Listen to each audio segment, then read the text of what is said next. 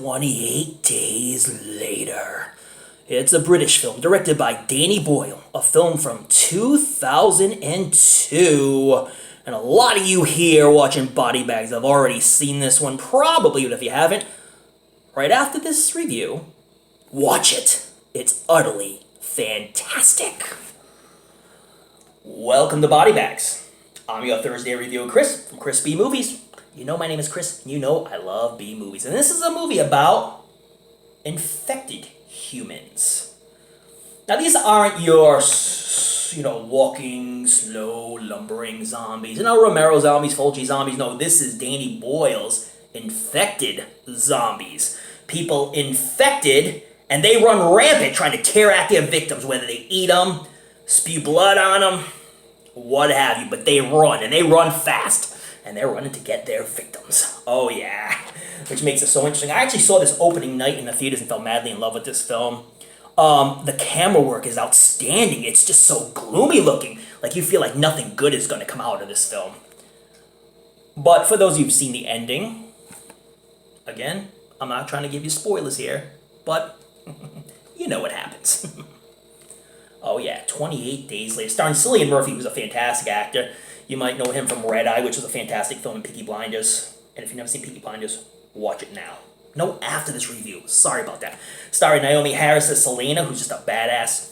Brendan Gleeson as Frank, and Megan Burns as Hannah, and you really fall in love with those two.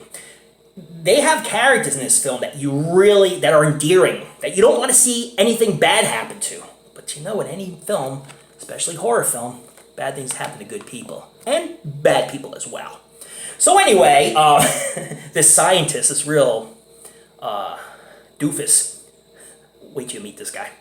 He has a serum of rage that he's studying, and he's injected it into these monkeys who he puts in cages just to see. I'm not sure what he's testing. That's the thing. They never really tell you what he's testing. But the good people, the animal activists, break in, and they're trying to set the monkeys free because they feel like this scientist is harming these monkeys. So the scientist's like, don't let them go. They're infected with rage. This will be horrible. There'll be an outbreak. And the animal activists are not having it. So once they open the cages, the monkeys start attacking everybody and spewing blood and biting them. And now we got humans who are infected with the rage. You see, if blood gets in your eye or in your mouth, or they bite you or what have you, you will turn into a rage-filled zombie. Now, 28 days later, being the title of the film, Jim, Cillian Murphy, was a bike courier, and he got into a bad car accident and got in a coma. Well, now he's awake in a coma to being in an abandoned hospital. And he's yelling, hello, hello, but there's nobody in the hospital, so you know bad stuff's gonna happen. And with the camera being very gloomy and just very gloomy and dark, you know nothing good's gonna happen. So he's going outside, he's trying to figure out what's happened, but it seems like the world is abandoned. There's nobody left like him. So he finally goes into this church and just sees a bunch of what he feels is dead bodies just laying there. And so he's like, hello! And then two of the infected just jump up like this and just stare. And so he's like backing away, and all of a sudden out of a door he sees the priest come down. He's like, Father, Father. But then the father just starts coming at him, and you see his mouth is all full of blood and gore, and he's running after him. So as Jim runs out the door, he meets Selena and Mark, who are two survivors, and they shoot down all the infected, and now they take them in to this abandoned store where there's tons of goodies and food and drinks. So they try to get him to eat some food. He explains to him, I've been in a coma, I don't know what's going on here. So they basically explain to him what happened. But Mark, who tells these really awful jokes, by the way, if you haven't seen the movie, you know what I'm talking about, tells Jim that, the whole world's dead, and we're possibly the only three survivors left. He's like, well, how about my family? And he's like, they're probably already dead, like my family and her family. So he's like, no, I'm going to see my family now, so you're going to come with me, or you're not? So they decide to go with him, and come to find out his parents committed suicide, OD'd on pills, because they knew that they were going to die badly, so they wanted to die in their sleep. And so you really feel for him in this moment, because if you're putting yourself in his shoes, it's like, man, these are his parents. And while he's dreaming later on at night, he sees flashbacks of them just hanging out together and eating and everything, and it's a really sad moment. But in the process of all this, well, a zombie jumps right through the window and starts attacking Jim. So Jim's fighting him off, but Selena and Mark come to help him. They clean out all these infected zombies, but come to find out, Mark got bit. And so Selena takes this knife and just chops him up into pieces and just murders him. So now it's Selena and Mark, and they're on the road. And they're trying to find more survivors so they can, strengthen numbers. So they meet up with this family, father and daughter, who live in this big high-rise apartment. And they're trying to make ends meet. But of course they feel they're the only survivors as well, because, it's like the world's ending here.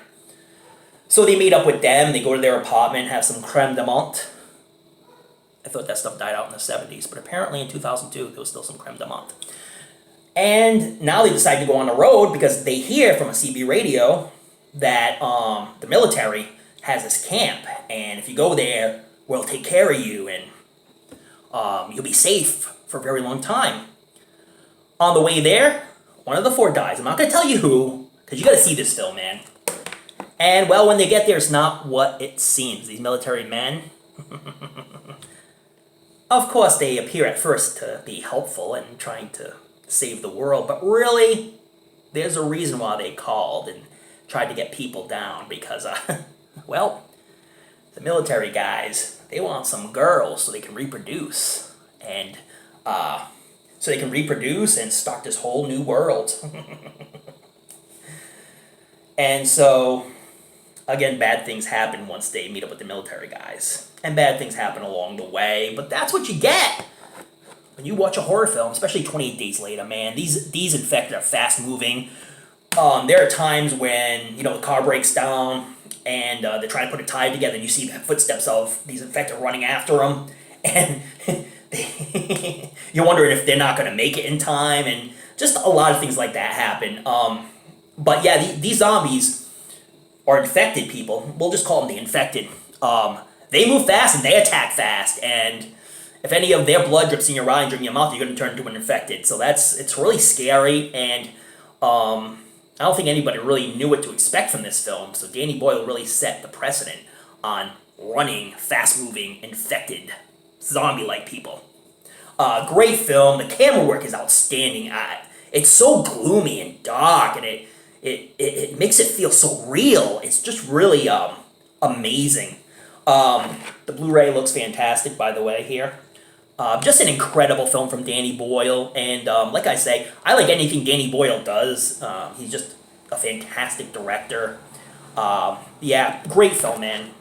There's not more great things I could say. The acting is sensational. Cillian Murphy is phenomenal. You've seen him in Peaky Blinders and Red Eye. Red Eye is a fantastic film as well. And Peaky Blinders is an amazing show. Cillian Murphy's an amazing actor. Brendan Gleeson, you may have seen him in a lot of British films. He plays Frank, and he's fantastic as well. Megan Burns played Hannah. It's fantastic. And Naomi Harris, who plays Selena, is a badass. So definitely check this film out. Rating from 1 to 10, 10 being the best, 1 being the worst. I give it a 9.5. I just simply love this film. I think Danny Boyle set the precedent on fast-moving infected zombies, man. Yeah, man, check out 28 Days Later. You will not go wrong with this film, guys and gals. Although most of you, I believe, have seen this and would rank this kind of highly, wouldn't you? I also like 28 Weeks Later, but not as good as 28 Days Later. So, yeah. So definitely check it out. If you haven't already, check out all the Body Bags, guys, because it's theme week, and to bring a lot of passion to the mix, guys. Please subscribe to Body Bags and, of course, Chrisb Movies. Like if you like. And I'll see you next week. And next week I'm going to bring something really special. But you'll find out next week. I'm not going to tell you until next week. And don't forget to watch those late night horror movies. Read up on your latest Fright Mags. Don't forget to tune in to another episode of a show we call Body Bags. And I'll see you next week. Check out 28 Days Later. The infected will get you.